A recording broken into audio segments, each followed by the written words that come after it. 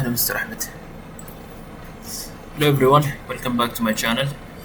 Today we're going to talk about multiple attacks, actually.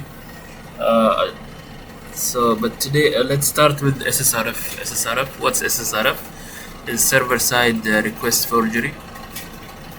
So it's basically it means like SSRF is a vulnerability where attacker tricks the server into making HTTP requests on their behalf. Okay, so instead of the attacker browser talking directly to the target, the vulnerable server becomes the attacker's proxy. The attacker controls where the server sends requests. So that's the idea of SSRF. So this is the attacker. Okay, this is the victim server. Okay, he cannot access directly to the victim server. So what he will do is he will access the web server.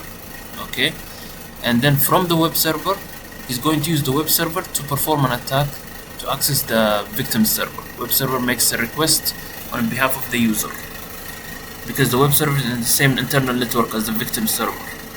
So that's the idea of SSRF. Server usually have access to internal resources.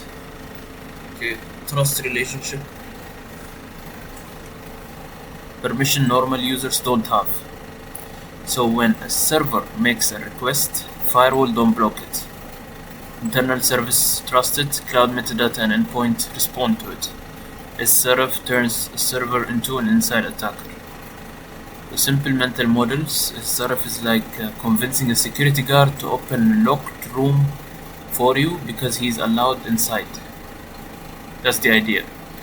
So typical SSRF scenario is like a web app fetches a URL provided by the user, image, previews, PDF, webhooks, and the app does not properly validate the URL.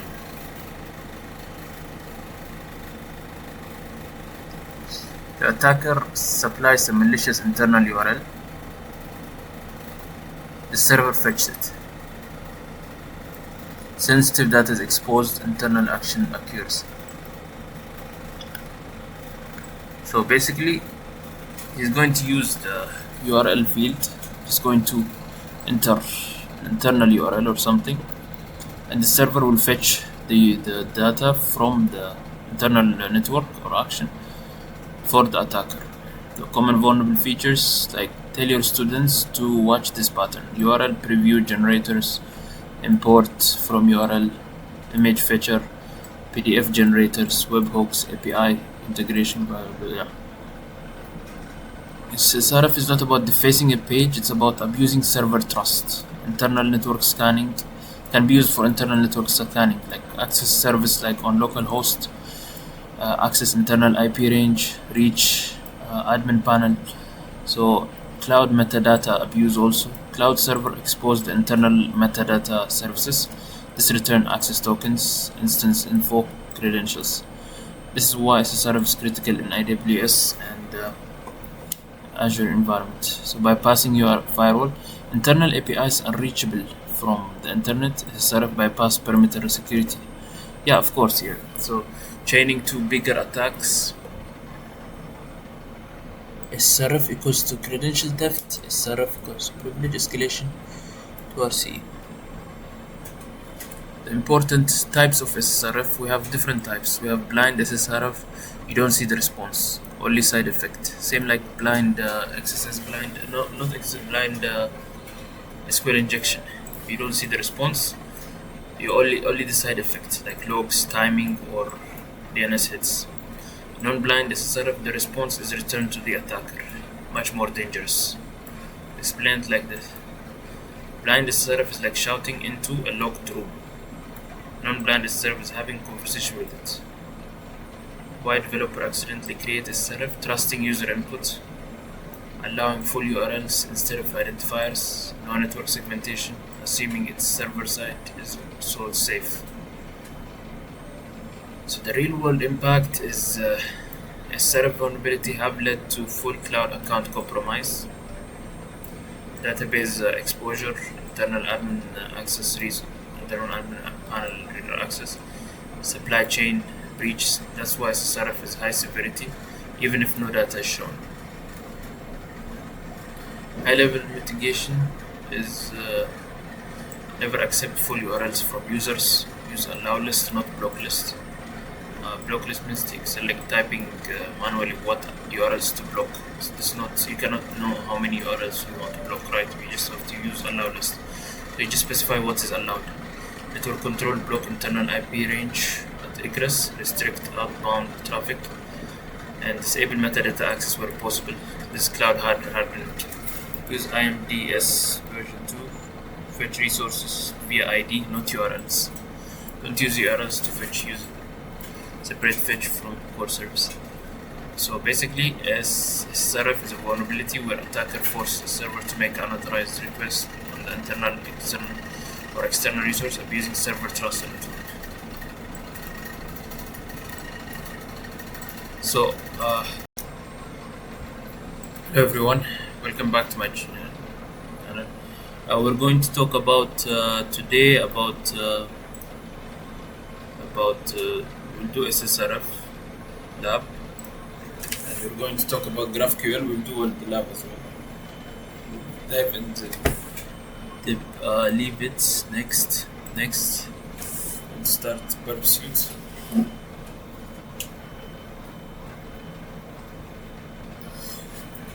Okay, I'm going to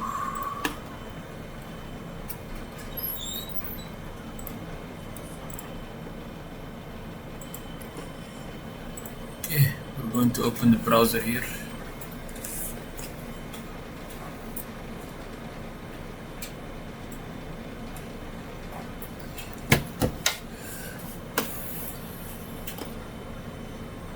Okay, I'm going to restore the labs that I've opened before. So we're going to start with the first lab. Control F. We're going to start with SSRF.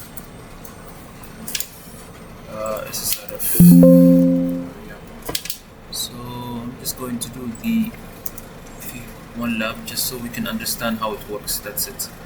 So this lab is saying basic SSRF against the local server.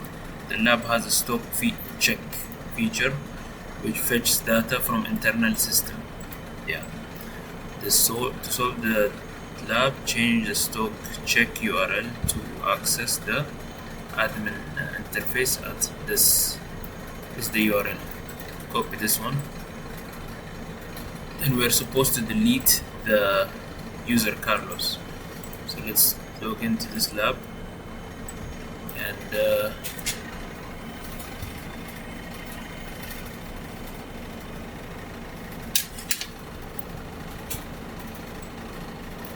yeah, so actually we can just see what it is. Where is the check feature? Here we have here check stock. So we're going to check stock here. Okay, and if we go to London, Paris, it's going to give me 737 units. So different. So it's basically fetching from the internal server for this data. So let's see how it looks like in the intercepts. Yeah, let's just see what it is. And okay, forward this one. So this is the stock API, and I think this is what we are going to use. This is this one. This is the stock API. So I think all we have to do is change the URL here. Okay, paste the admin, localhost admin here, and we will be admin because it's using the URL here. So forward this one, and change this one as well because it should be the same. This is okay. It's because I clicked twice. But let's see. Let's forward this. Let me just go to the page. Okay. Let's see what happens here. Intercept off. Yeah. I just got admin here. Let me delete Carlos. Okay. Basically, We have solved the lab actually. It's just that but let me try it here. Let me refresh here. Let's see what happens.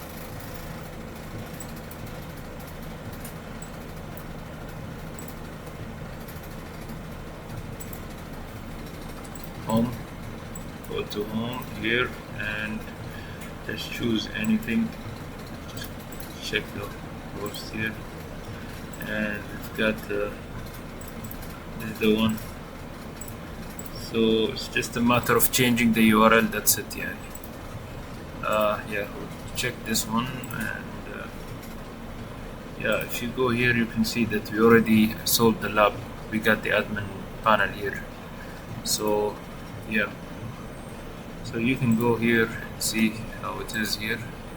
But I'm assuming it's going to be the same. You can just refresh here.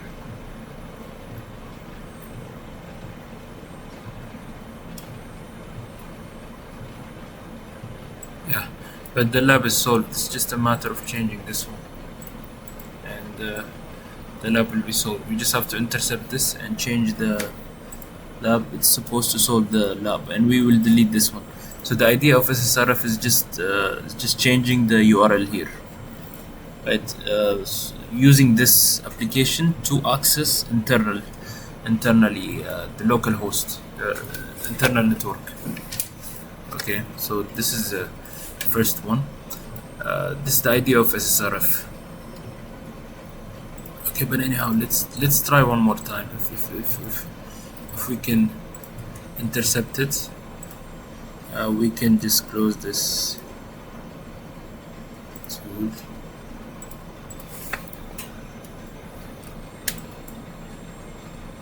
Check stop and forward this one. So let's just change this one and change this one to this path. Forward this one and forward this one. So why didn't we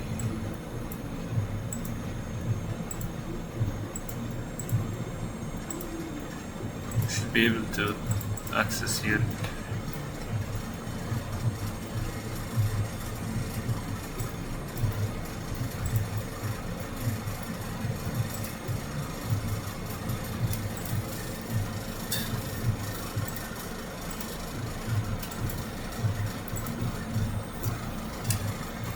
Anyways, the lab should be solved by now. Okay, this is the idea of SSRF.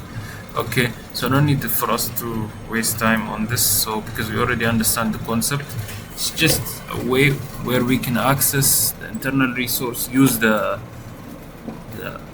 server to access the internal resource instead of accessing it directly. That's it. So the next step is the next tool that we need to learn is GraphQL. GraphQL attack is a great GraphQL is actually it's a technology that's used for communication. It's an API query language where the client decides exactly what data it wants. Okay, the server exposes the schema. This is a vulnerability actually. We call it introspection.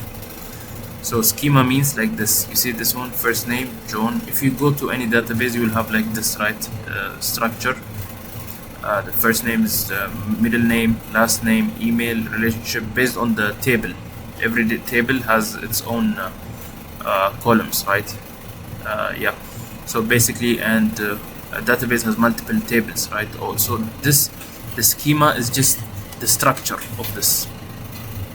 Okay, the collection of columns and the tables names.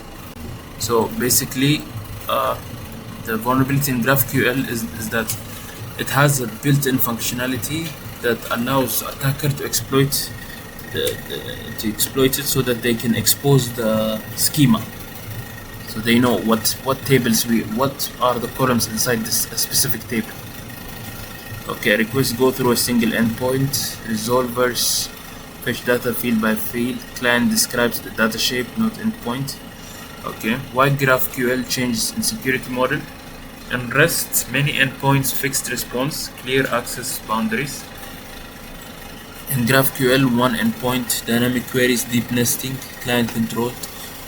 Yeah, so basically the core GraphQL component is schema, type, field, relationship, read-only operations, which lead, mutation, resolvers. Yeah, the problem with the GraphQL is that it's a security risk because it exposes the internal ID, debug field sensitive information. It's excessive data exposure. Why developer expose more field just in case?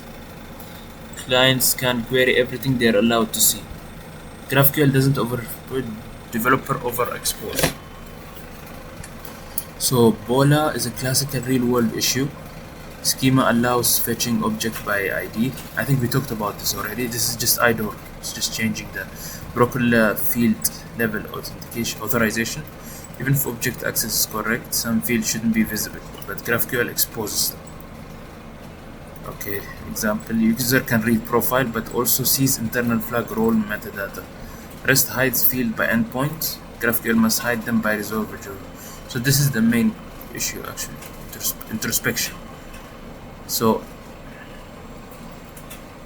we just need to actually try this out so we can see exactly what's the impact of this vulnerability. It's better to try it on practice. So let's go ahead and do the lab. I'm going to just go here. I'm going to check all the labs here. Control F, graph QL. So I'm going to do this lab, accessing private GraphQL post. The blog page for this lab contains a hidden blog post that has secret password. To solve the lab, find the hidden blog. Hello everyone. Yeah, we're going to do this lab today. This is accessing private GraphQL posts. Okay, and this blog is page for lab contains a hidden blog post that has a secret password. To solve the lab, find hidden blog post, enter the password. So we are supposed to find the hidden blog post and enter the password. Okay, so we have to find the password also, and we can go here to learn more about GraphQL, but let's try it. Okay, let's just log in here. Okay, this is the yeah, so we can just go to burp suite, see this one, and let's see, yeah, send to repeater, and from here we are actually supposed to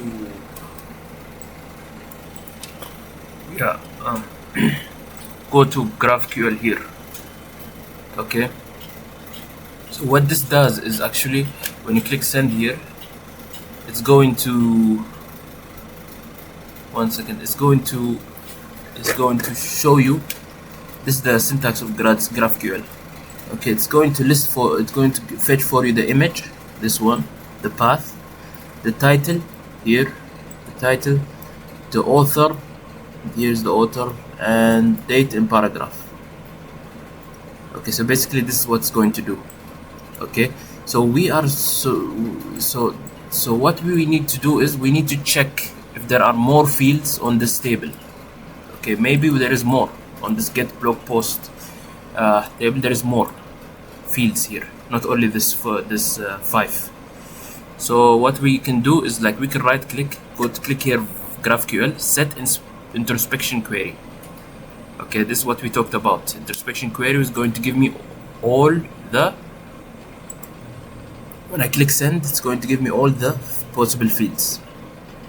Okay, like the first one, image here, this is image, and title here, and author. Okay, this was there already. Date it was not there, but we don't need it. Summary, this one was there, I think. Paragraph, and is private. Okay, this we can use, is there. Post password, this is what we need, the post password. Okay, so this field is what we need. Okay, so you just need to copy this one. Okay, copy this one, and you can just go here, go inside the like we can just return this if it's possible to return. No, not return.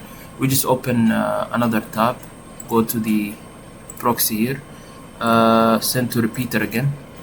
Okay, here what we can do is just add this one, post password here. See what happens. Add post password here and click send. So as you see, this is post password is null. Okay, this is because of the, yeah, this is null. So we need to find the hidden blog post. Okay, so we can do that by going to the, let's go to the proxy. When we went to the first page, this one I think, yeah, this is the first page I believe. Yeah, go to the send to repeater, and yeah, I believe this is the one actually. Yeah, this must be the one. This will list you all the blog posts available.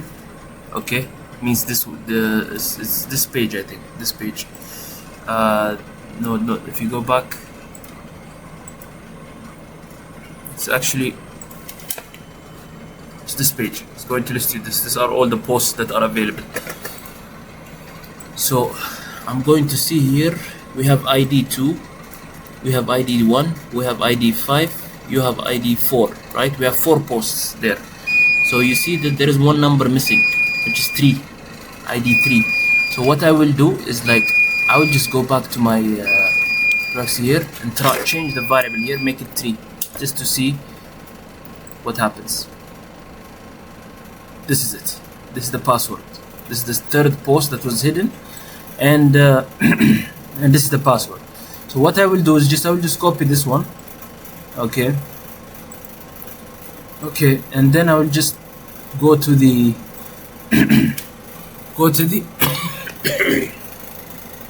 I'll just go to the go to submit solutions and type the answer here. Okay, so this is how I solved the GraphQL posts. So this is how dangerous GraphQL introspection is, the vulnerability, because it's allowed, because it's built-in feature in GraphQL. It allows users to fetch all the schemas, all the details. We were able to identify a hidden field that was not available before. We used it to get password from the post. And now let's go and try to solve one more lab about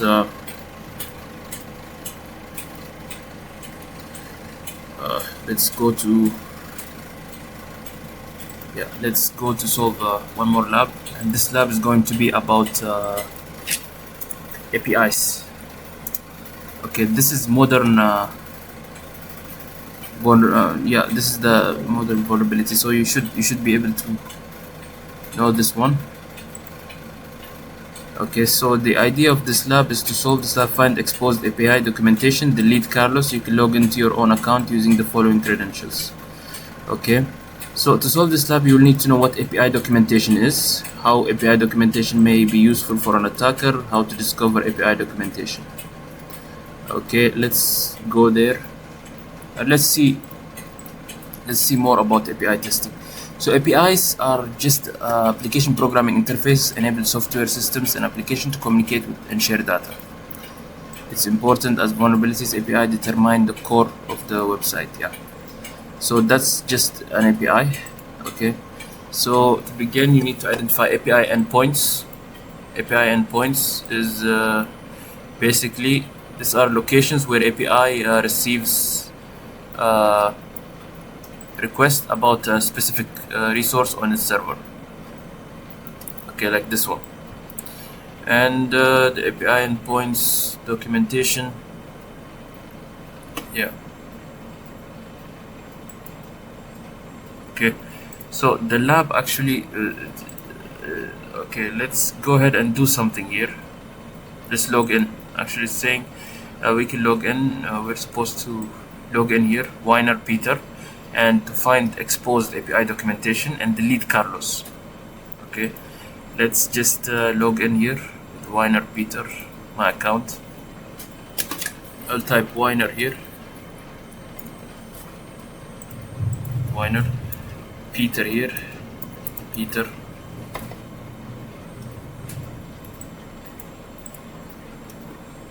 One second. Submit Conjo. Conjo.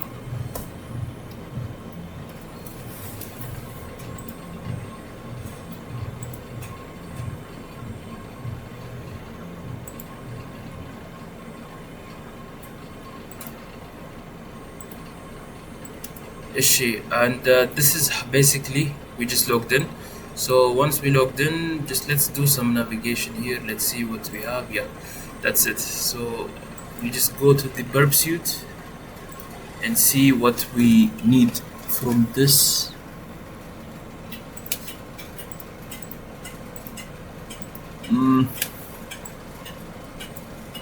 I think we're not going to be able to find much here. Let's see.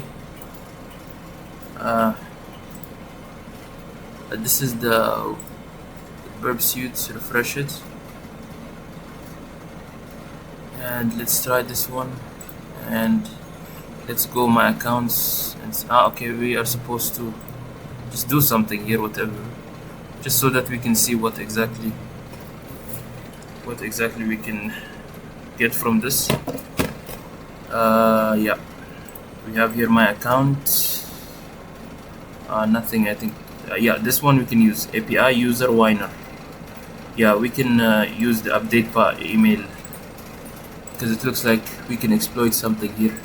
So so what we need to try actually is our goal is to find the documentation. Let's try API.user. Maybe it's here, or let's try API only. Yeah, I think we're able to find it because it's actually under API here. So what we need to do is just open response in browser here, this option. You click this one. Okay, when you click this one, open response in the browser, just copy this one, and we just have to open this one here. And yeah, so it gave me the documentation. So here I just need to click this one, actually delete here.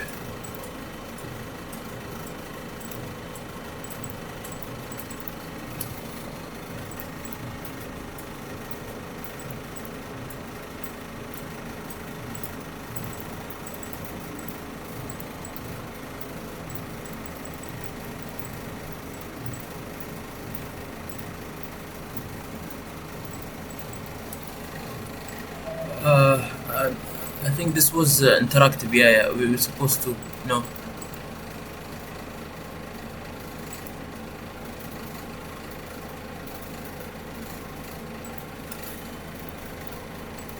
Okay, it's supposed to, yeah, give me this one, and then I'm supposed to enter Carlos here. I think Carlos, like, because we need to delete Carlos, right? Send request, and we have solved the lab. So congratulations, you've solved the lab. So this is how we can exploit API endpoint using documentations. Okay, you can find documentation. We were able to find it on API.stuff, and we were able to find the documentation.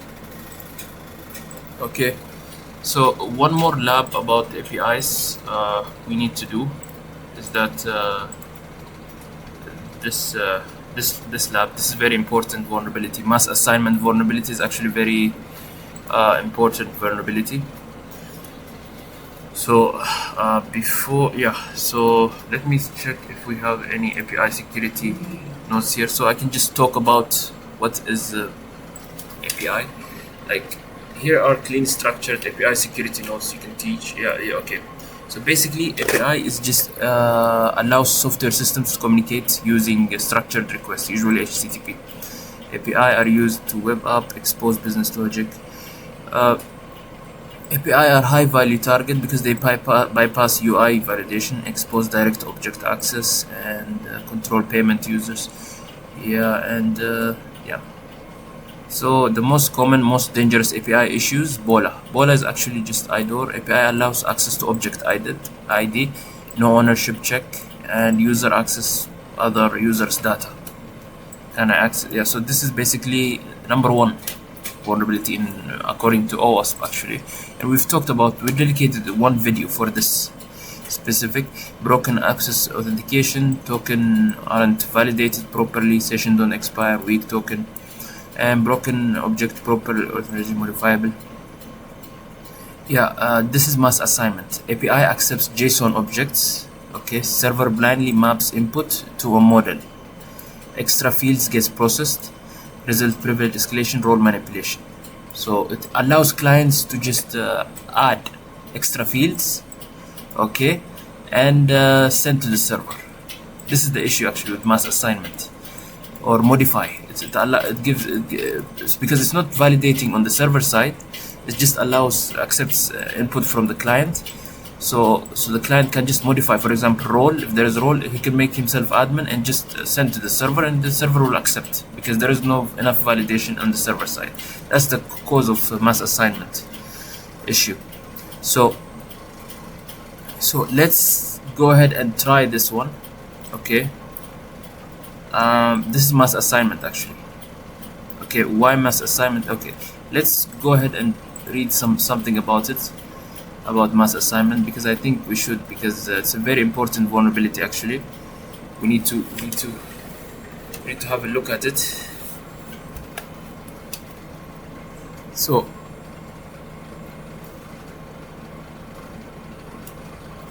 mass assignment vulnerability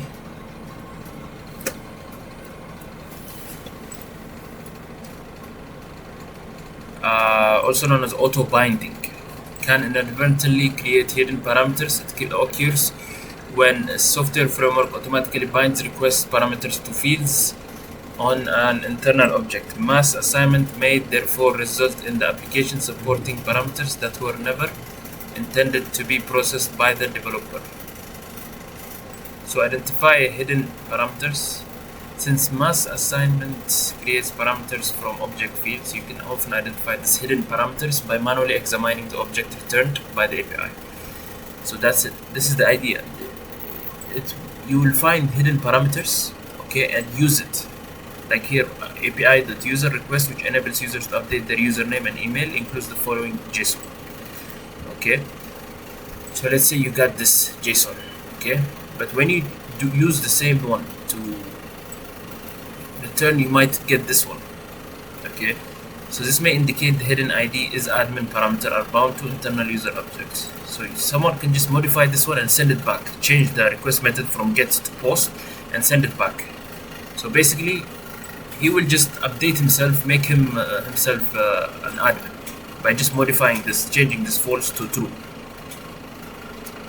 See, so there is admin value request bound to. So this is the idea of mass assignment actually. Okay, I think we should have one lab because it's very important, and then we're going to, yeah. So let's go ahead and try this one. Try mass assignment.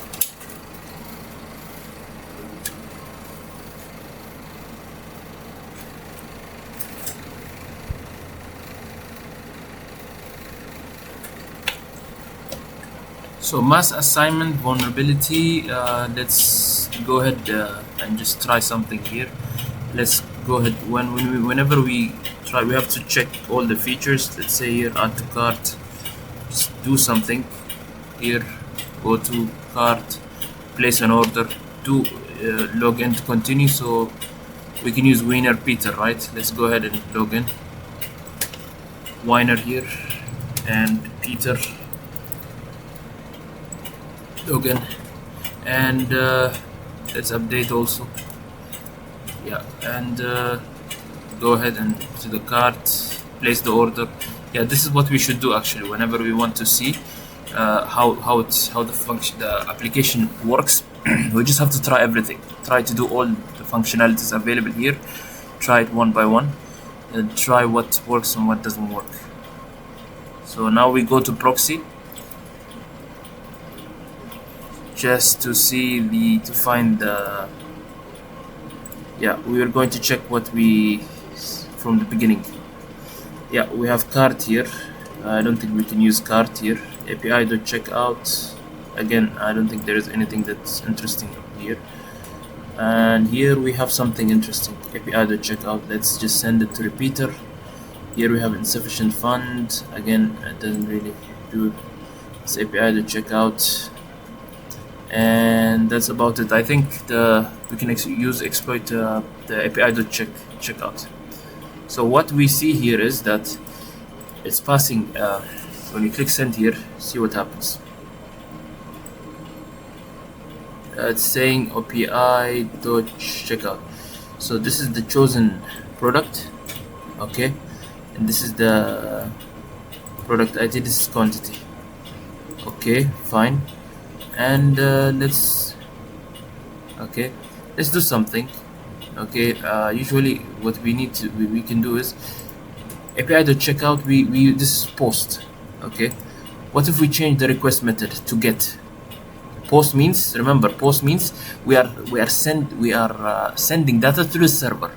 We are updating or sending sending data, adding data to the server. Get means we are getting data from the server, fetching. It's two different things. So we click here, change request method.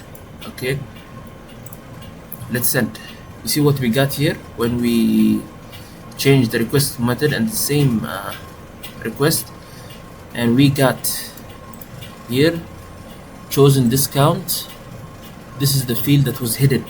We were not able to see it before, but because we changed the request method and we fetched, we received this request. This is the hidden parameter that we need to play with. Okay, so all we have to do is just copy this one. Okay, so we will copy this one. Okay, and we will modify the discount for us, because here it's mentioned 0, right? That's why we cannot purchase that product. But what if I just change the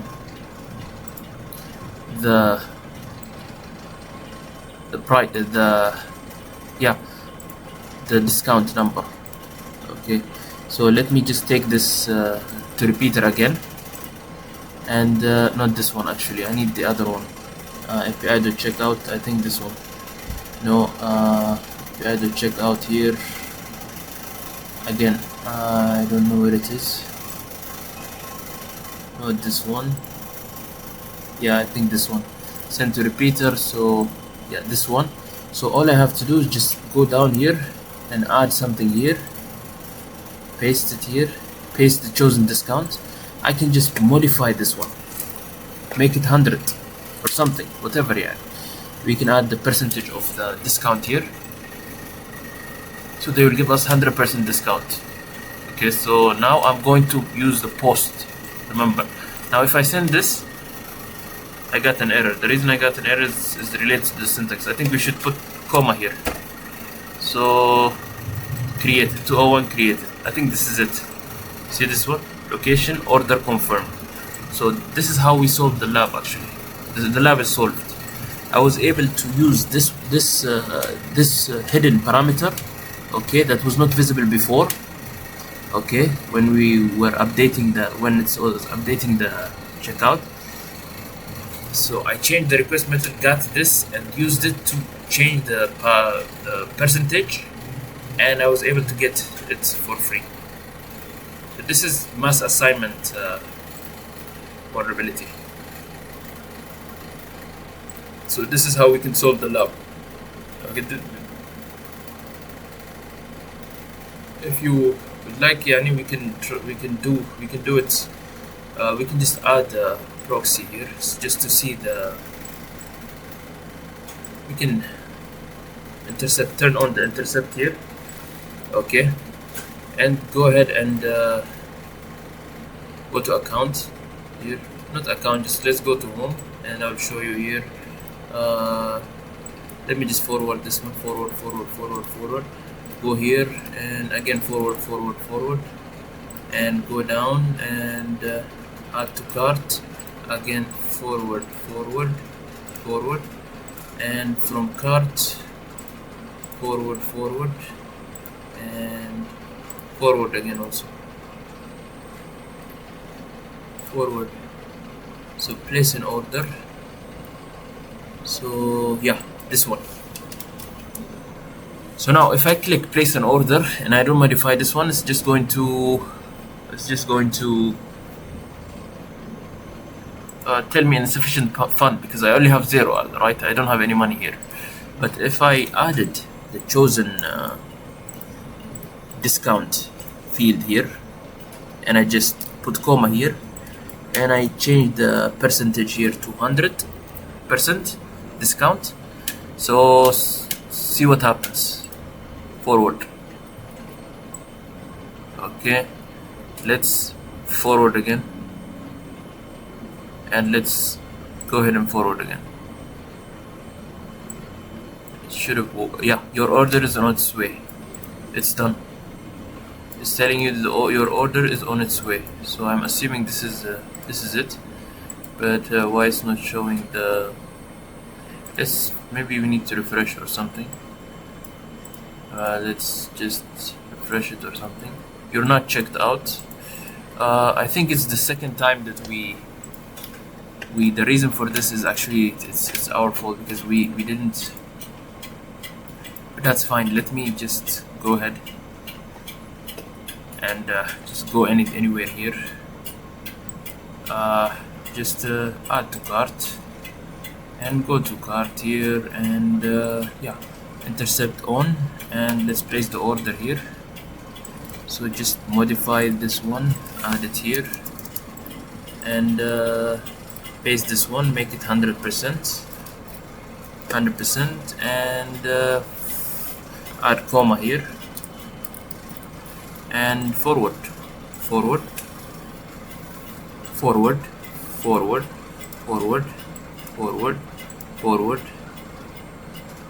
and that's it. Now it should have worked. Your order is on its way. Yeah. So this is basically it. I think it should actually work. The lab should be solved now. There's nothing more that you need to do actually. Yeah. So basically that's it. So this is how mass assignment vulnerability is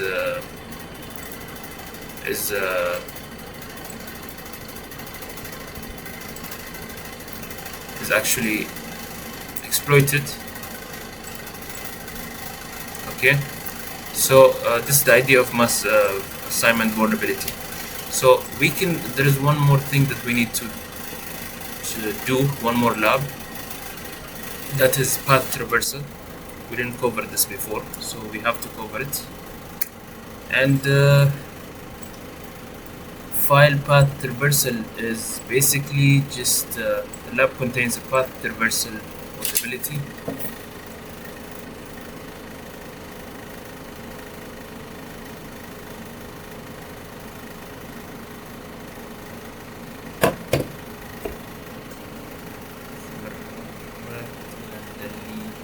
Okay.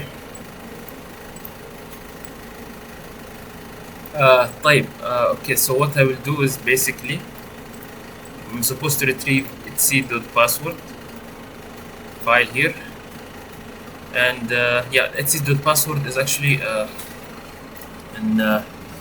it's a list of passwords. It's a list of users and password hashes that's available on Linux system. This is where it's stored. It's listed. So I'm supposed to find a way to reach this path.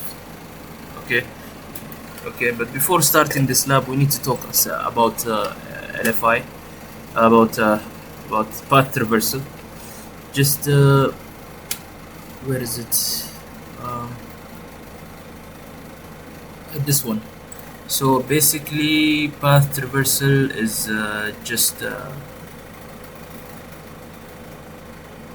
yeah. So okay, before we see this one, yeah. So all 4 issues exist because path traversal happens when an attacker manipulates the file paths to access file outside of their intended directory. Basically, this is the definition of path traversal. Okay, the application expects a safe file location, receives user input, uses it to directly in a file system operations. The key idea is the attacker escapes the allowed directory. Why path traversal is dangerous? It allows access to configuration file, credentials like etc.password, application source code system file. Even read-only access can be devastating. Common vulnerable features: file downloads, log viewers, language selectors. So path traversals breaks directory boundary. So root cause: no input normalization, no canonical path checks, trusting file name for this. So local file inclusion occurs when an application loads file dynamically, uses user input to decide which file to include, allows inclusion of local files on the server. LFI is just path traversal plus execution context. Okay, so basically for now we just want to try path traversal just so we can do, and then we will continue. So this is a simple path traversal lab, just so you can understand what it does and how it works.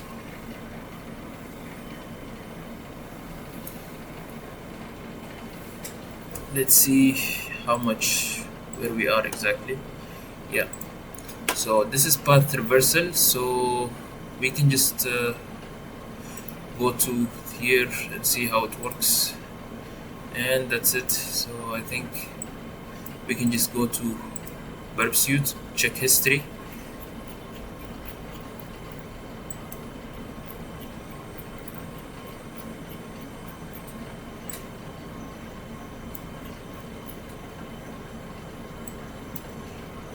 We have here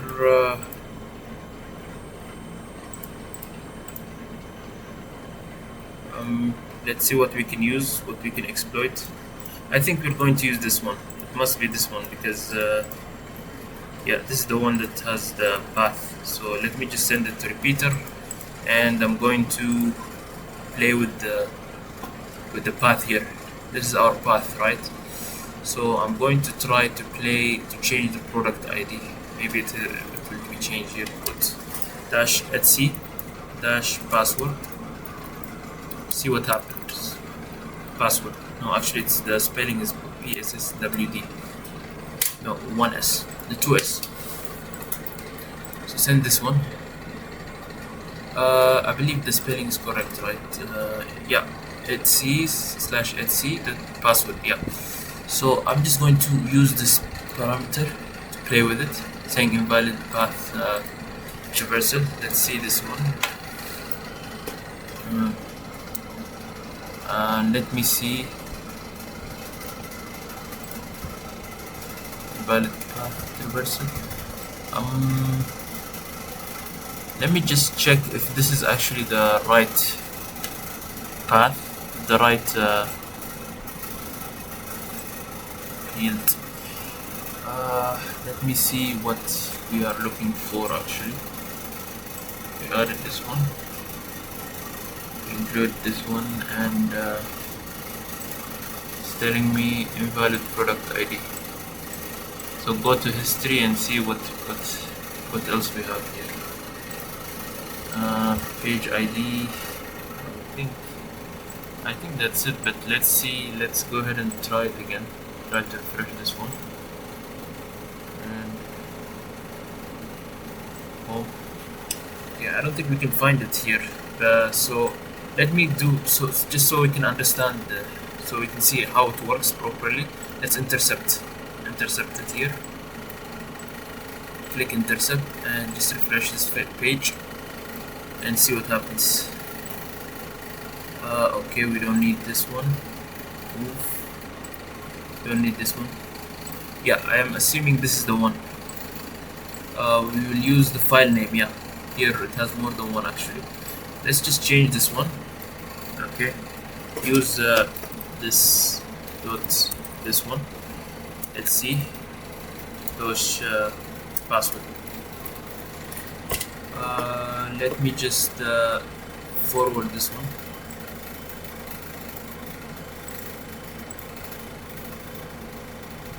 Okay, or even better, let me just send this to repeater. Okay, send it to repeater. Okay, and see what happens.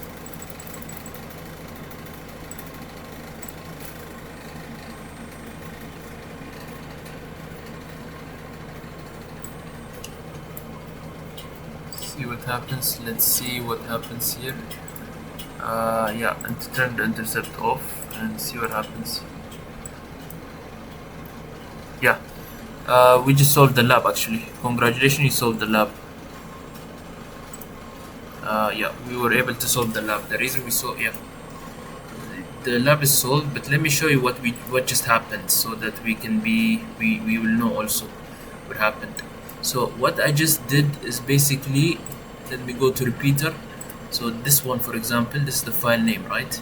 I just typed this dot, okay, etc dot password. Okay, when I type this one, I was able to get all this. This is the etc.password file, the users and passwords.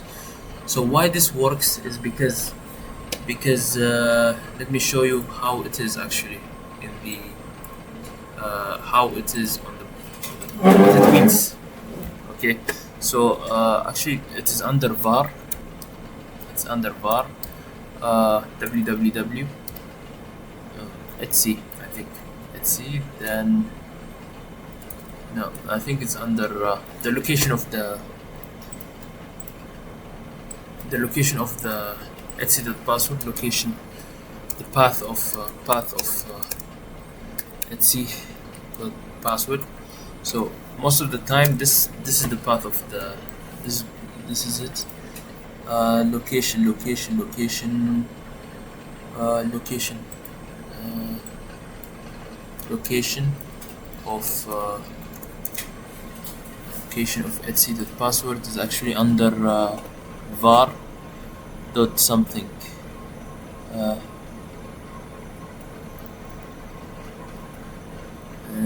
I think it's user bin. No, it's not user bin. It's actually inside. Let me show you here. I can show you here also. Okay. I can show you on Kali Linux. Just so I can show you, so you can see exactly how this works and why it works. Because we're going to use the same idea also in the next lab.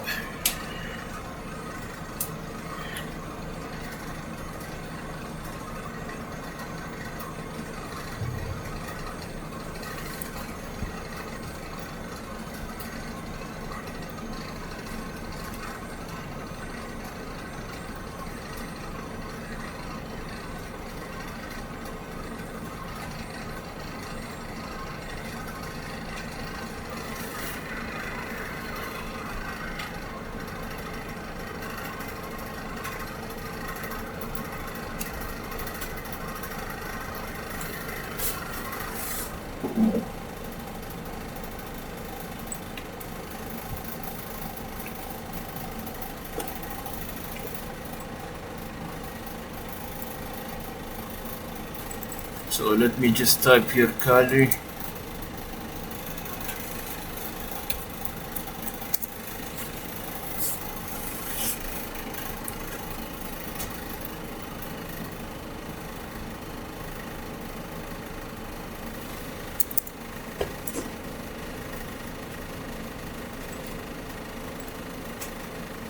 Just give it some time.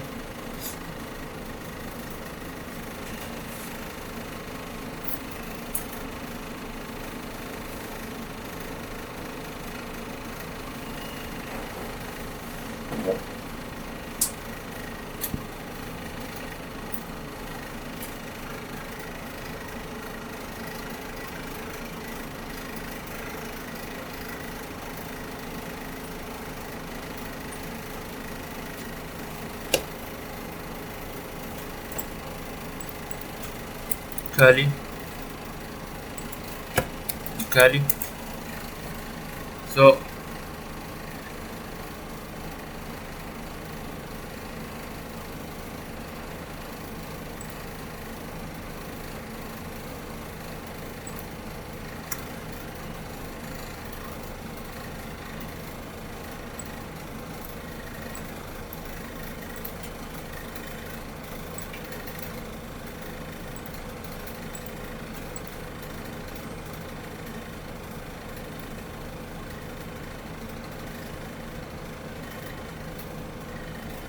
Yeah, so let's use locate command. Okay, try to find etc dot password. Etc dot password in Linux. Okay. uh no cat. Yeah, here is actually it's no no cat etc dash password. Yes, and then we have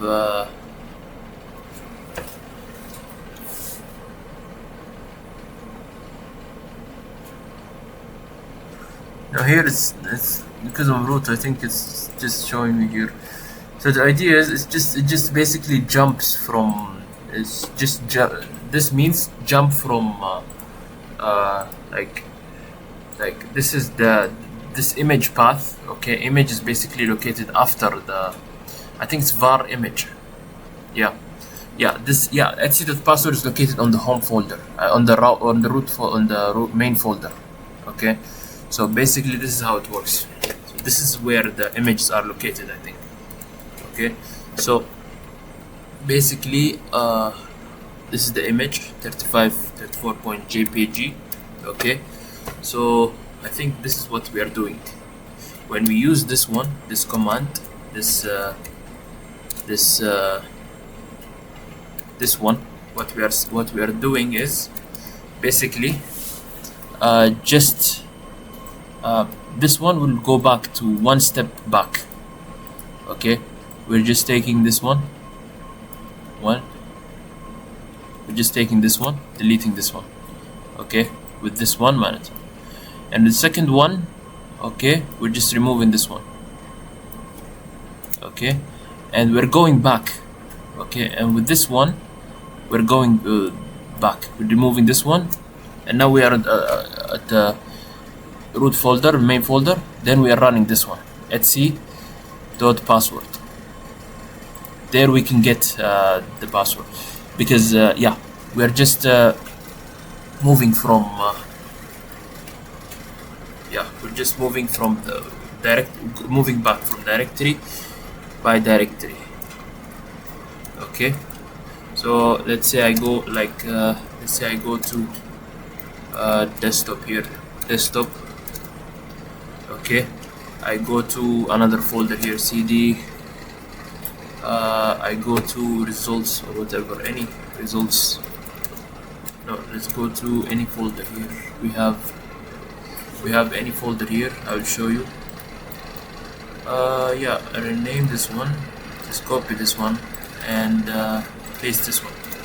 So now what I can do is, what I did is just like this, cd, go back. So I'm asking it to go back one step back. Then I will try again, cd, go back to the desktop. So we're just moving back to the path. That's how it works. And there is one more thing we need to know. Is local file. This is path traversal. So we're just manipulating the path. Okay, because yeah, we're just manipulating the path to access the sensitive information. Okay, so there is one more thing we need to do, which is this one. I'm not sure if it is working. Take ownership, remove. Okay. So I'm just going to go to everything here. EBWA.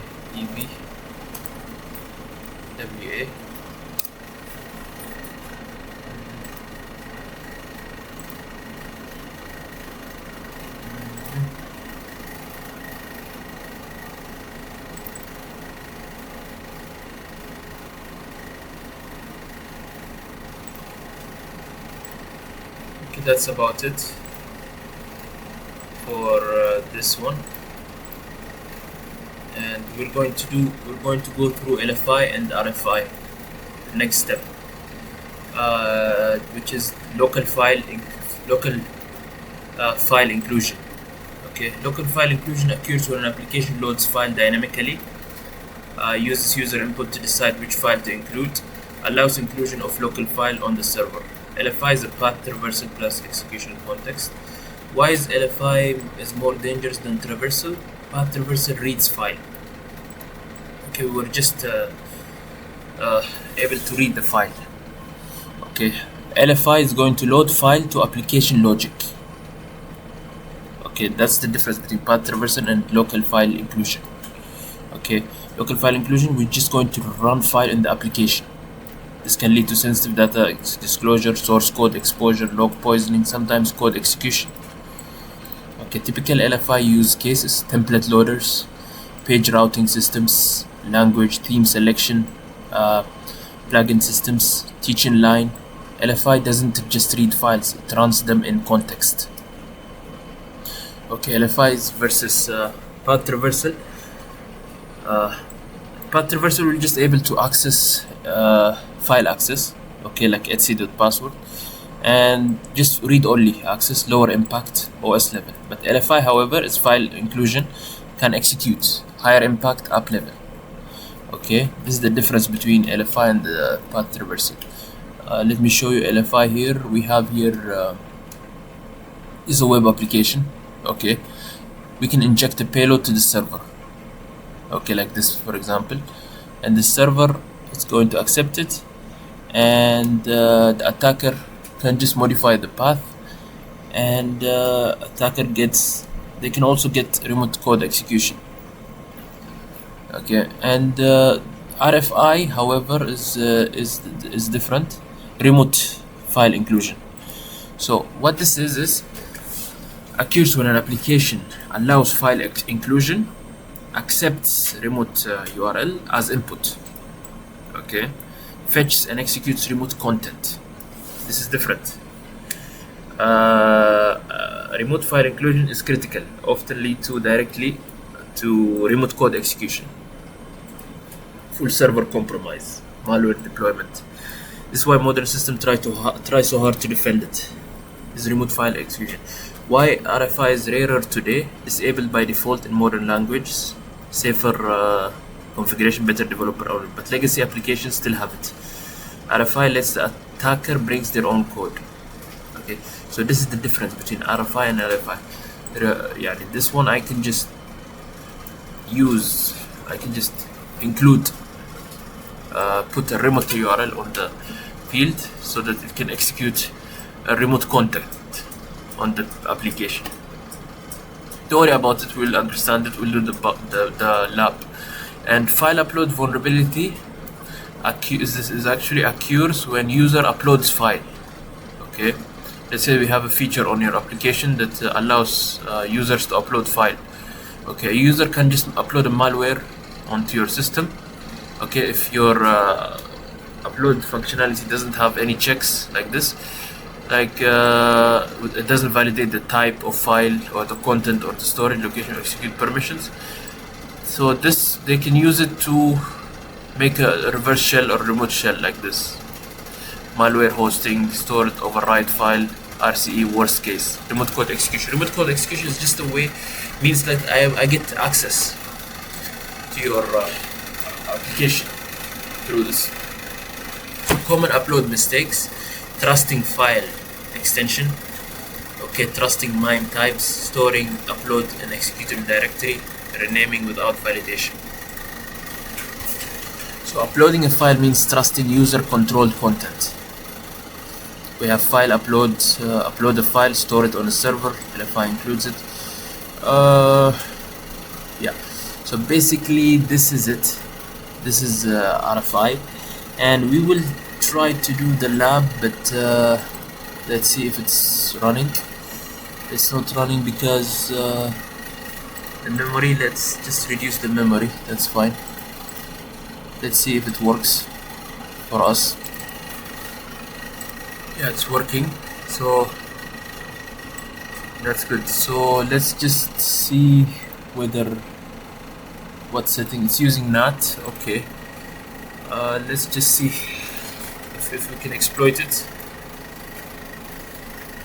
and try some exploits.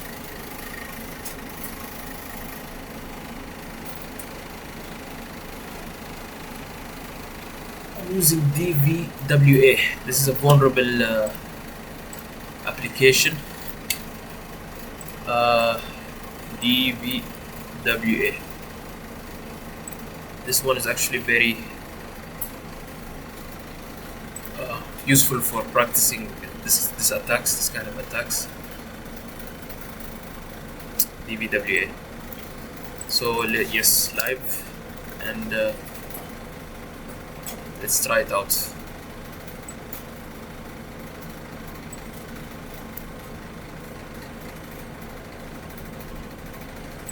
Okay, let me check ifconfig here. Ifconfig and we have here the IP. So let me try to access it from here. Bytes IP 192.168.199.165. So this, the default password is actually admin password.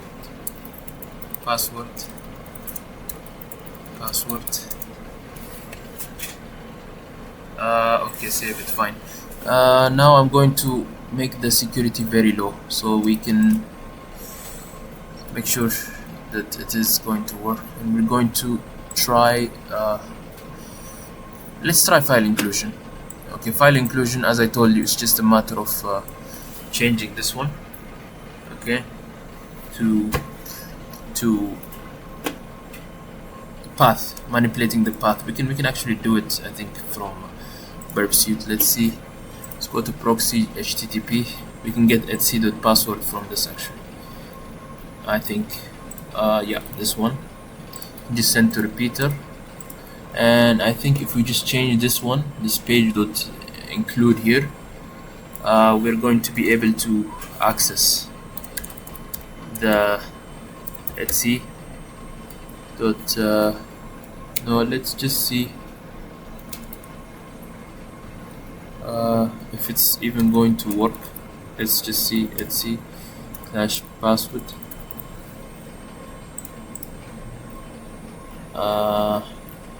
I don't think it works actually. Let's see. Warning, no such file or directory. I think we need to understand first how the directory it's doing, and then we can try it out. Because this is just file inclusion. Yeah, we got it. Yeah. So this is basically etc.password. So we were able to do file inclusion here. We got the etc.password content here. So it's just a matter of changing this to etc.password and click enter. Yeah, we got the password here. This is the content of etc.password. This is how you can exploit file inclusion. Okay, so since we understand file inclusion, and let's say we want to do remote file inclusion. Okay, remote file inclusion is we can do it from there. Okay, let's do remote file inclusion. So first, I think we should try to make some payload here and make sure this is actually using NAT also, because it has to be the same, and use Kali here. I'm going to check my IP first, config, which is okay. Then I'm going to use MS Venom and -p, and I have to use this one actually, PHP reverse shell. But let me see what happens if I just type this one.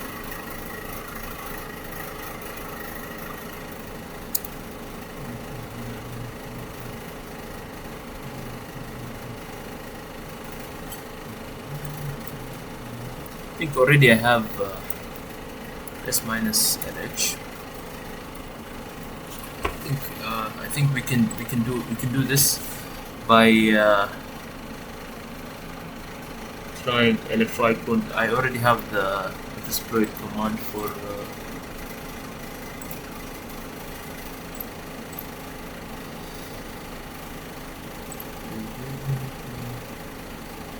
no, let me try the no. I think we need to use PHP reverse shell. MSF Venom, PHP reverse shell. Okay, so yeah, I think we're going to use this one. Yes, so we can just see this one. Yeah, we have here. I'm going to use this one. This is PHP reverse shell, interpreter reverse. Yeah, so let's go ahead and use this one. So I'm just going to change the port, or leave it like this. 443 is fine. Just change the local host, make it 192.168.199.166. Let me see what's the issue here. Yeah, the spelling here is supposed to be like this.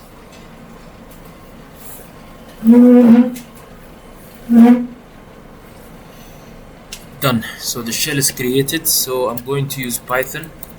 I'm going to use an HTTP server. Server. I'm going to use 8008. Just yeah. I'm going to simulate remote file inclusion here attack. Okay. I'm just going to change this one. Okay, I'm going to put HTTP. Okay, this one, and my IP, which is 192.168.199.166. Okay, and I'm going to use 8008, and then I'm going to use shell.php. Before clicking enter, actually, you need to go ahead and set up a listener here, NLVP. Okay, and just put 4443.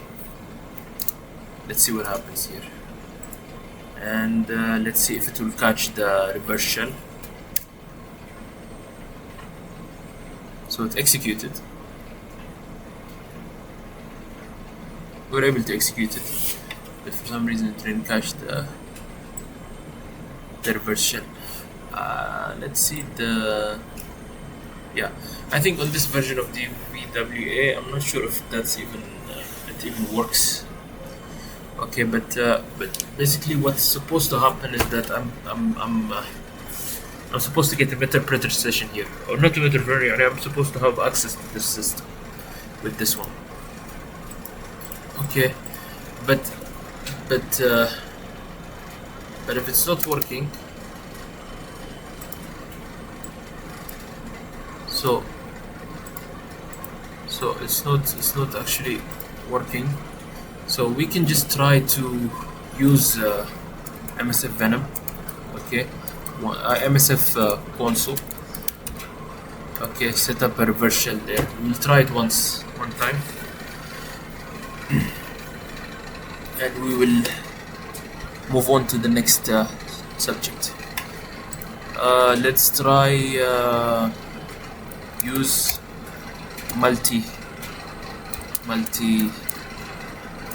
use exploit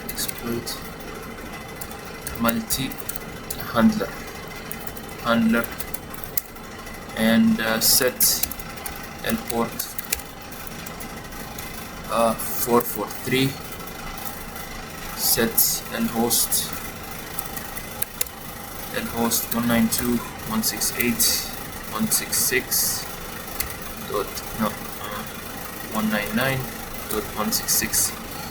So yeah, then set payload. Supposed to set the payload also, and set the payload. My payload is going to be the one we got from this one, right? PHP interpreter dot reverse TCP. So yeah, you mean set run help command payloads. Yeah, I mean set. Okay, the spelling, yes, it's supposed to be small letter actually. And now just run. Okay, now let's go ahead. Let's go back. Okay, let's go ahead and do the same. Do the no.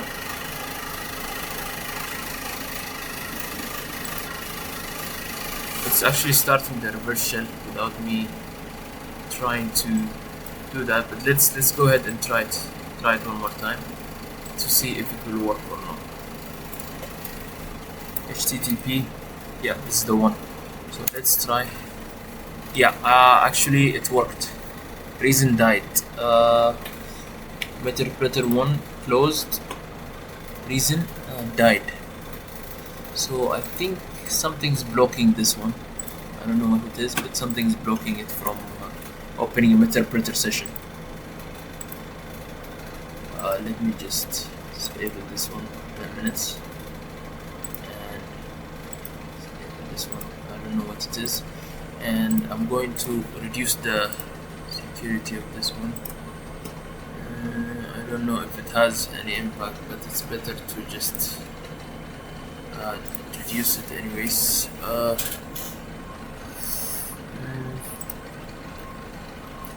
Let's just try it out because something is actually blocking it, and let's try to run it again. It's closed again. Reason died. Yeah, it's not opening for the session for me, but this is how it is done basically. Okay, so this is we call remote file inclusion, RFI, because I'm using this is a remote URL, right? I'm using this URL. This can be anywhere. It doesn't have to be local network. You can set up your HTTP server anywhere, inside any website of your own, and you can just, if this vulnerability is available, you can just type the URL here. From there it will execute remote, and then you can get access here. You can manipulate. You can open an interpreter session. You can do whatever from the system. So this is basically remote file inclusion. Okay, so now we can try file upload. File upload. The idea of file upload is the same. It's just we just need to go here. Okay, it's good that we disabled the antivirus because we can just go ahead and download the 199 here. 166 actually. I think it's 66. Yeah, this is mine, and 8008. And we can go ahead here and type shell.php. So I can download this one. Actually it won't work. I have to type HTTP, right? HTTP. Yeah, it cached it actually, I think. Report false detection, and okay, and disable this one. It's not going to allow me to do this. Let's see. Let me try it here on my own PC here.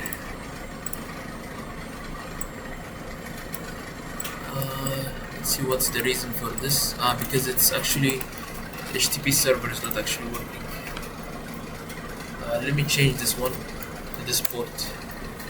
So I'll change the port and I'll try this one. Yeah, I was able to download it. Report false detection, and yeah. So I'm going to resume, please. Keep. Actually, it's not allowing me.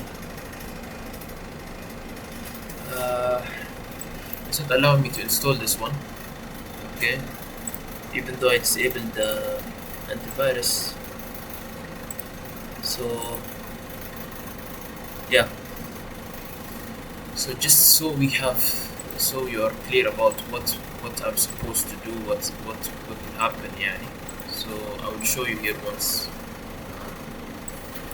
Let me just copy this one put it here. Yeah, admin, admin, admin, or admin, password, admin, password. So I'm just supposed to go to the file inclusion, and actually first I want to try this one. Maybe on this browser it will open the interpreter session, so I want to try to do remote file inclusion here.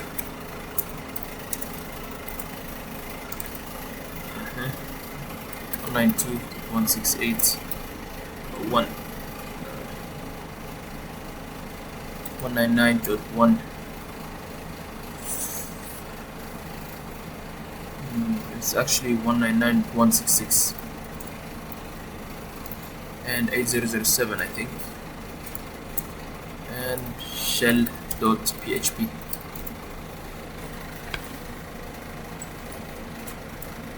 No, it's not going to work, so it's okay, just leave it, and let's try file inclusion.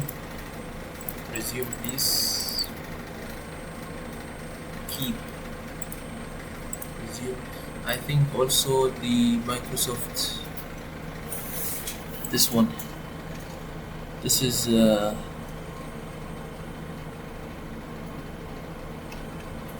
also blocking me from doing this, but that's fine. The idea is just so we can understand the idea. So all we have to do is choose, let's show you. Okay, let me just do this. Okay, upload. So now I was able to upload this one. Okay, this is the shell that I created. Okay, for example, I just used it to upload. Okay, so now what happens is that I have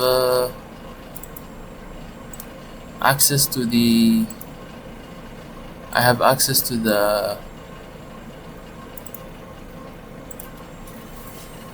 no, I have yeah, I was able to upload this file.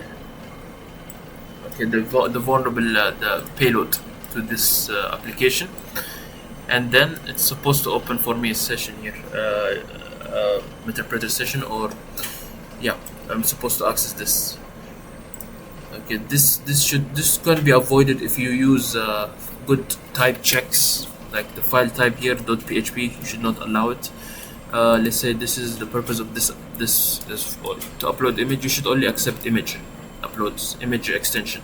But also this can be manipulated. Actually, they can just do .php .image or something, and there are many ways to bypass this. Okay, like they can yeah, to bypass it. But anyway, this is the idea of file upload vulnerability. Okay, now that we finished the file upload vulnerability, and we understand the concept, and we need to go ahead and do some labs on the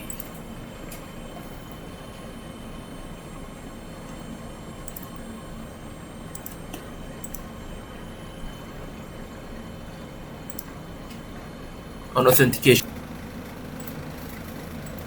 Okay, let's go with now we need to check talk about XXE. XXE is a vulnerability where the application parses XML input, allows an attacker to define external entities that makes the server read files, make network requests, SSRF, and leaks data. So XXE exists when all of this are true. Okay, the app accepts XML input, it uses XML parser, external entities are enabled or not safely disabled. Many parsers are allowed by default. The core idea is XXE XML allows you to define variable entities, like this entity name John, right? XXE abuses this feature to define entities that point to, like file, etc.password, or HTTP internal service. When the app parses XML, it expands the entity automatically. Yeah, So simple vulnerable XML, for example this one, XML version 10, user name John and user list.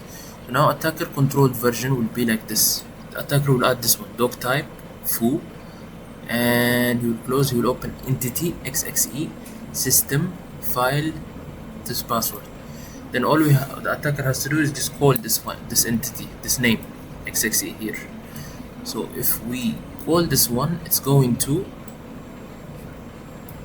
run the content of this, parser sees XXE, loads etc.password, and inserts file content into name, app process, and displays it, file disclosure. So this is the issue with XML, with XXE. Okay, so this is what the attacker puts inside, and he calls it from inside the XML. Most XXE attack types, very important. File disclosure is the most common, like this one. User reads file password stuff, and forces the server to make HTTP requests also. We can also use this attack to force server to make HTTP requests like this one.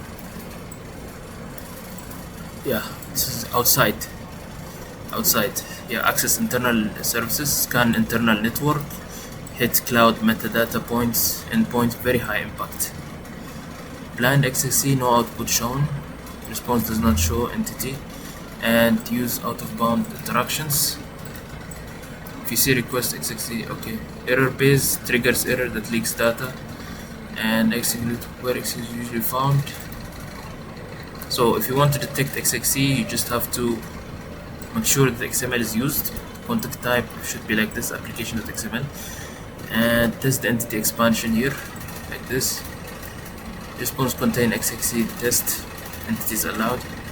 Try file read,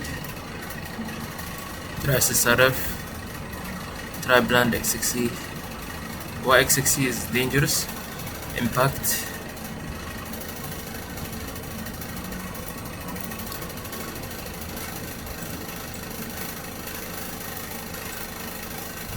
So basically this is it. Yeah, let's do one lab from XXE. We're going to do one lab here.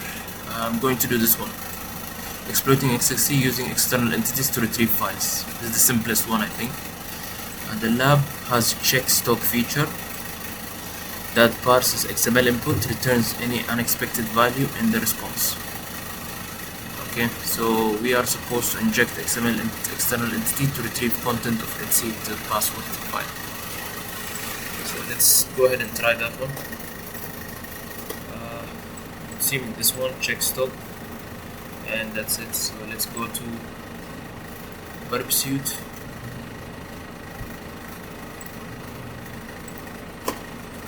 So verb suite, I'm going to go to proxy.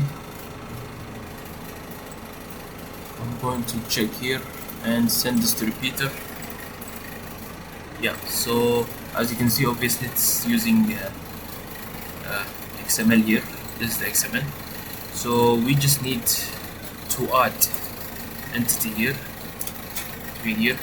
So the syntax is going to be doc type,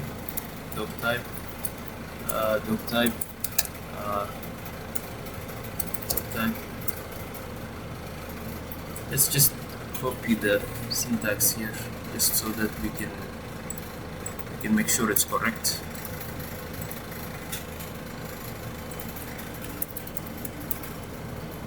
Doc type XML,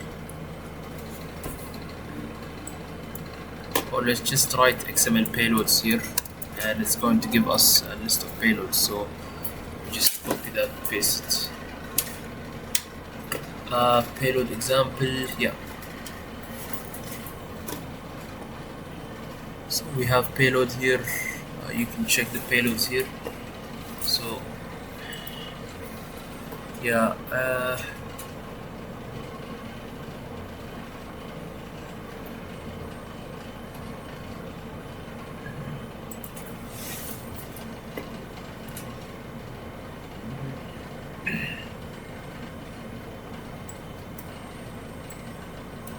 We have ready-made payloads here, so we just need to check basic XML just to retrieve files. Actually, that's what we need, and we can just use this one.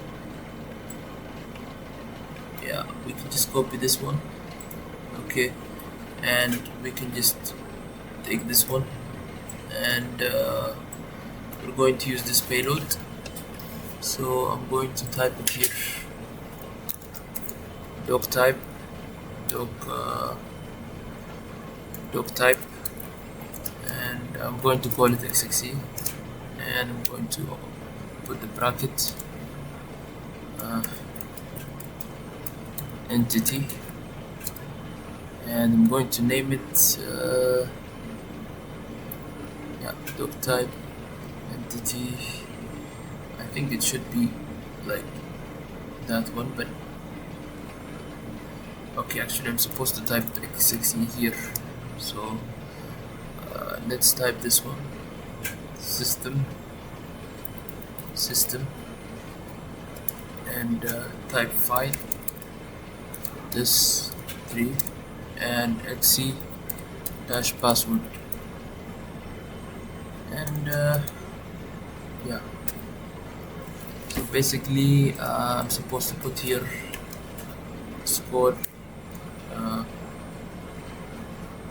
no, this one, and XXE. Let's see if it will work.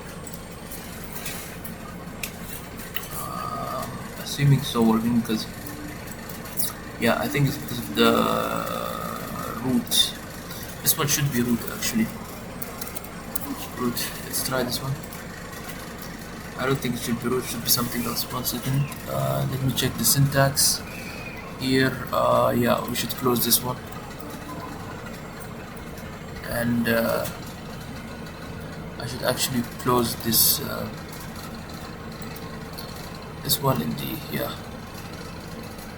I should close that one, and yeah, root test.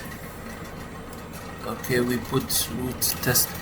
I don't think it should be root here. This is not the right way to do it. Let me check here. There's a better way. I think this one. No. XXE payload doc type test entity. No. Let's check different payload.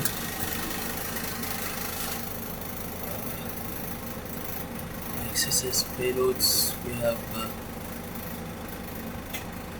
let me just go here. We have the payload here.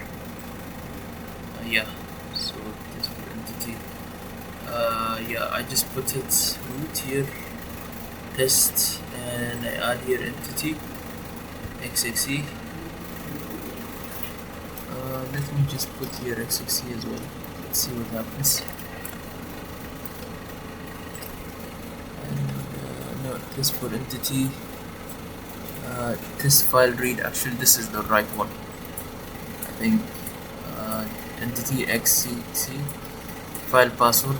Here we are okay, but just okay. I think it's the colon maybe. Yeah, the issue was the colon here. The syntax was fine, just the colon here. I mean the semicolon here. We have to add. Then we'll get the etc.password. This is etc.password. So we were able to fetch it using this payload. Okay, so this is basically how XXE works. Okay, and we've solved the lab. So, and there is one more lab we have to do. Like here, lab has check stock features. This we are going to exploit XXE to perform SSRF attacks. Okay, the lab has check stock features. XML input returns any unexpected value in response. For once the endpoint can be used, which is there, the endpoint can be used to solve the lab exploit XXE perform. Let's try this one. Okay, metadata, which is this one. So this combines XXE and SSRF, which is useful.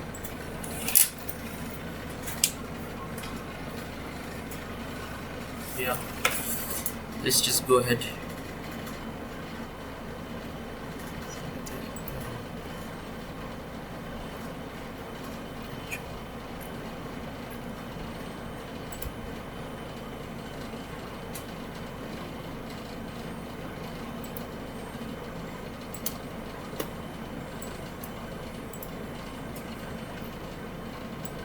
سلامة بالماء من التراي to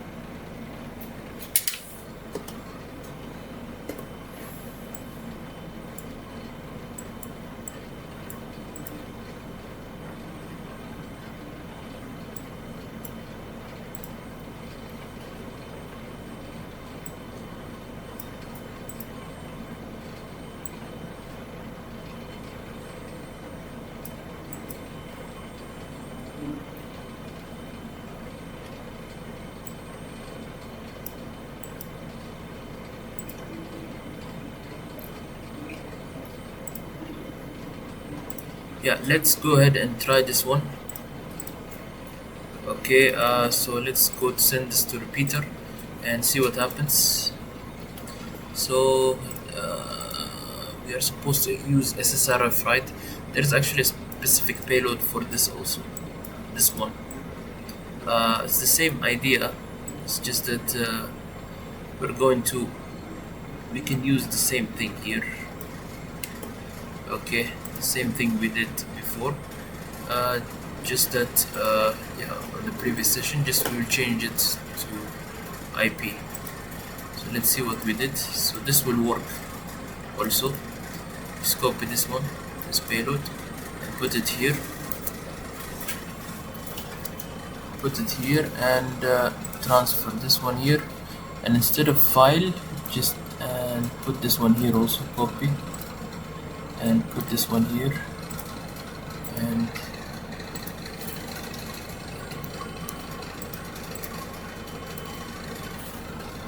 instead of file, I'm going to call the IP, which is this one, right? So we're supposed to try. This is actually Google's no, AWS IP, cloud IP.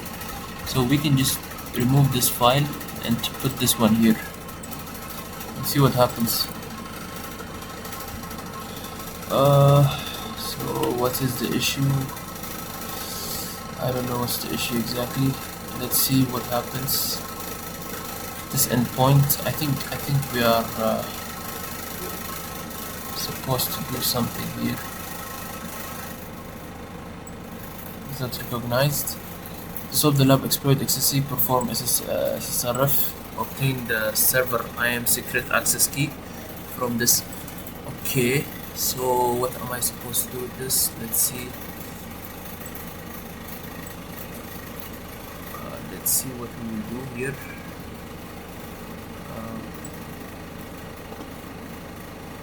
Let's see. This is for the latest. Not sure about this actually. Let's see. I don't think it's working here properly actually. Let's see what happens here.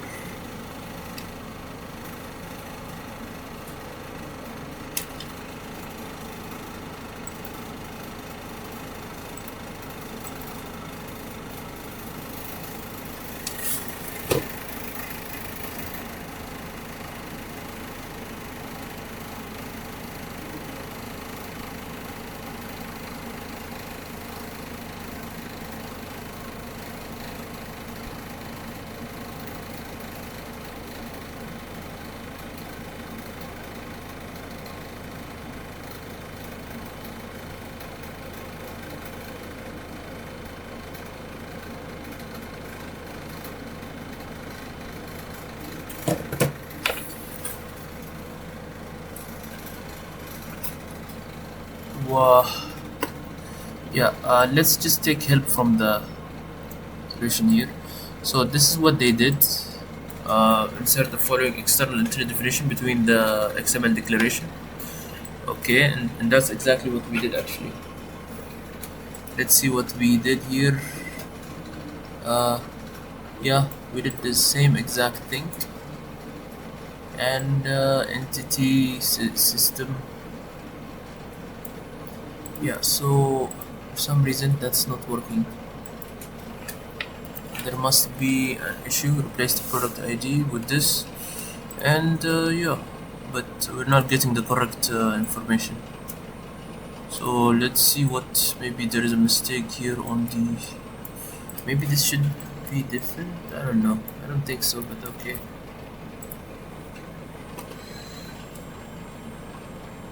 Yeah, let me just copy this one and see.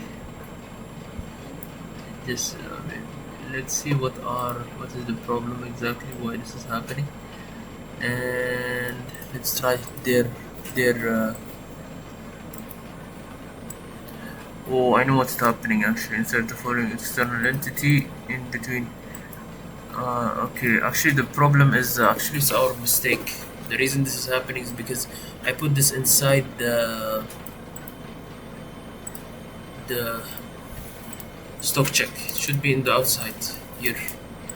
This is the right way to do it.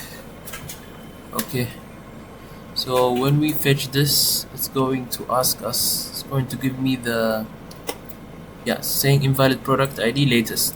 Okay, then let me use this ID. Okay, and try what happens, see what happens. We said metadata. Let me try this one. Okay, I'm just adding here. So send I am, and we were able to use XSRF to exploit, use the XXE to exploit SSRF. Then we have one more. I think this one will give me the access that I need, and that's about it, I think.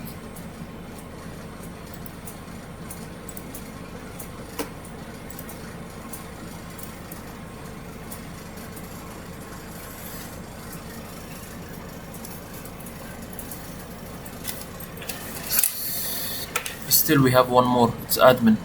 So let's go ahead and try this one, admin. Okay, and send, and congratulations, we have successfully received the access key and the secret access key. So to solve the lab, we just have to, I think this one, we just have to submit or something, right? Yeah, we've solved the lab here. So this is how we can exploit XXE to perform SSRF attacks. Okay, so basically I just called this one.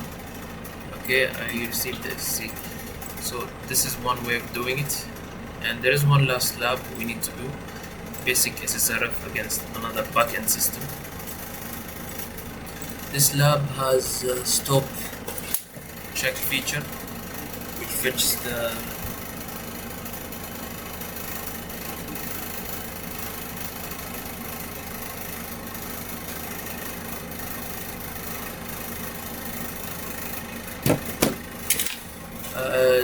lab has stop check feature which fetches data from internal systems. To solve this lab, use stop check functionality to scan internal network, this one, range from admin interface on port 880, then use it to delete user Carlos.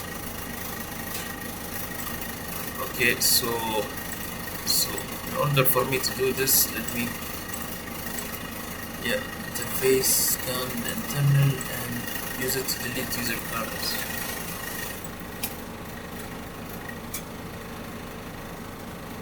Try this one. Yeah, so let me go ahead and check the proxy here.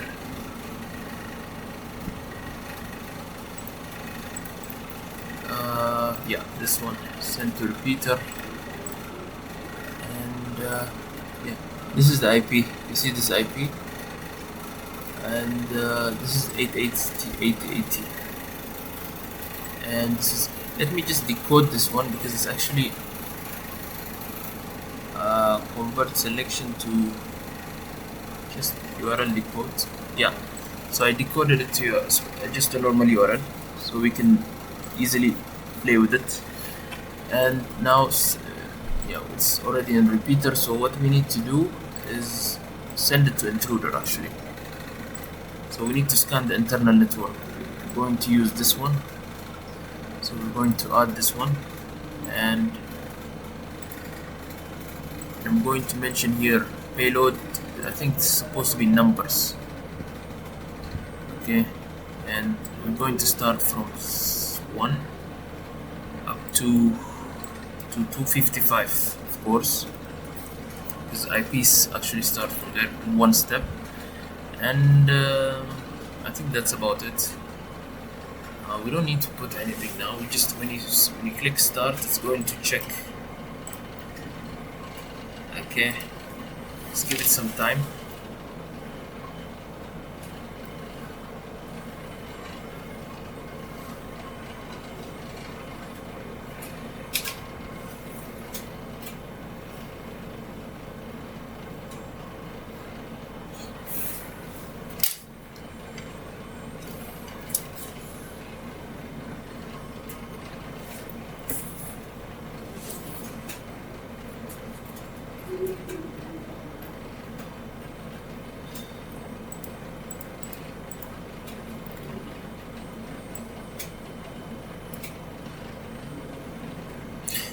Let me just pause it. So I'm going to stop this attack, this search, because it's taking too much time. Also, we found what we were looking for. You can filter out the status code here, and you can see something that is like unique or different. Like for example here 404, that means not found. If it's not found, usually it means, if you go to response, not found means that the IP is correct. Okay, this IP 91 is correct, just that the path is wrong. Okay, so we just need to change the path. So you can send this to repeater. Okay, use the same IP, just change the path, remove this path. Okay, now that we already know that /admin, okay, is the correct path. That's it. Then we get 200 okay path. So, but the lab, to close the lab, we have to delete Carlos, which is this one. This one we need to use this path. So we have to just add delete username Carlos and copy this one and put this here. So we will be able to close this lab and send this, and the lab should be called closed. So this is how it is done. Let's see if it is yeah. So it must be done actually. It must be closed because I solved the lab, and yeah. So basically, yeah, the lab is solved. So that's about it. To solve the lab, I mean, that's what we needed to do, and yeah, that's it. So thanks for watching, and